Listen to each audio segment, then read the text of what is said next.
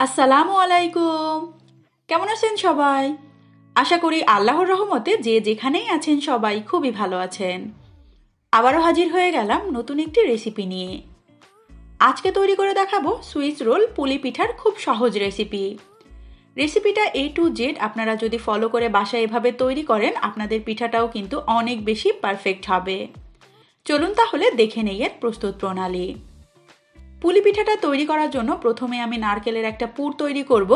তার জন্য এখানে আমি 2টা বড় সাইজের নারকেল কুড়িয়ে সরাসরি একটা প্যানের মধ্যে নিয়ে নিলাম।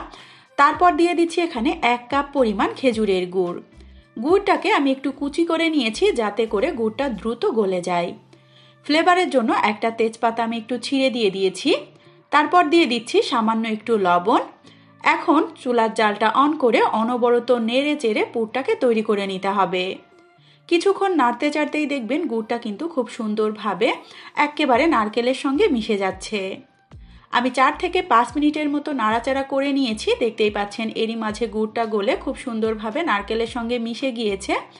ফাইনালি আর একটু ফ্লেভার বাড়ানোর জন্য এখানে অ্যাড করে দিচ্ছি 3-4টার মতো এলাচের গুঁড়া। এখন এই নারকেল এবং গুড়ের পানিটা সম্পূর্ণ শুকিয়ে যাওয়া পর্যন্ত কিছুক্ষণ একটু নেড়ে চেড়ে নিচ্ছি। যখন গুড়ের পানিটা শুকিয়ে গিয়েছে সেই পর্যায়ে পুরটাকে একটা সাইডে রেখে ঠান্ডা করে নিতে হবে। এখন চুলায় আবারও একটা প্যানের মধ্যে দিয়ে দিচ্ছি আমি 2 কাপ পরিমাণ পানি। তার সঙ্গে দিয়ে দিচ্ছি হাফ টেবিল চামচ পরিমাণ লবণ।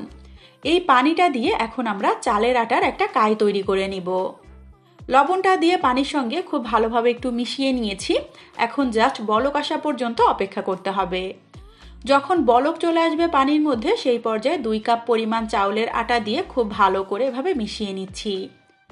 আলতো করে এটাকে মিশিয়ে নেওয়া হয়ে গেলে চুলার জালটা একেবারে লো ফ্লেমে রেখে ঢাকনাটা দিয়ে আমি 5 মিনিটের জন্য ঢেকে রেখে দিব।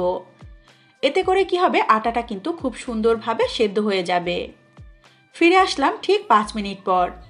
এখন জালটাকে অফ করে দিয়ে আবারও একটু উল্টে পাল্টে মিশিয়ে এটাকে ঠান্ডা করে নিয়ে খুব ভালো করে কাইটাকে মথে নিতে হবে। আমি কাইটাকে একেবারে মসৃণ করে মথে নিয়েছি। এখন ফাইনালি পিঠা তৈরির জন্য সামান্য একটু আটা ছিটিয়ে আমি একটা একটা করে পিঠা তৈরি করে নিচ্ছি। আমি যে পরিমাণ কাই তৈরি করেছি তার থেকে 2টা বড় বড় এভাবে লেচি কেটে নিয়েছি। তারপরে সামান্য একটু আটা দিয়ে বেশ মোটা করে একটা রুটি বেলে নিচ্ছি।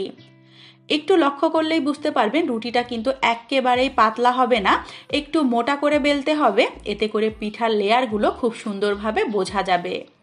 পিঠাটাকে একটু সুন্দর যাতে লাগে তার জন্য চারি সাইডের এক্সেস অংশটুকু আমি একটু কেটে ফেলে দিলাম। তারপরে জাস্ট নারকেলের যে পুরটা আমি বানিয়েছি সেটাকে রুটির উপরে খুব সুন্দরভাবে হাত দিয়ে এভাবে বিছিয়ে দিচ্ছি। তারপরে কি করতে হবে, একটা সাইড করে একটু টাইট করে কিন্তু খুব ভালো করে ফোল্ড করে দিতে হবে। তারপর এক্সেস যে অংশটুকু আছে সেগুলোকে খুব ভালো করে পিঠার সঙ্গে চেপে চেপে বসিয়ে দিতে হবে। একই প্রসেসে আমি 2টা পিঠা বানিয়ে নিয়েছি। এখন এই পিঠাগুলোকে একটু ভাপ দিয়ে নিতে হবে।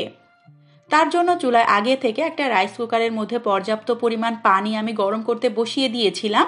সেই গরম পানির মধ্যে একটা স্টিলের স্ট্রেনার দিয়ে তার উপর পিঠাগুলো দিয়ে জাস্ট ঢাকনাটা দিয়ে ঘড়ি ধরে আমি 10 মিনিটের জন্য স্টিম করে নিব।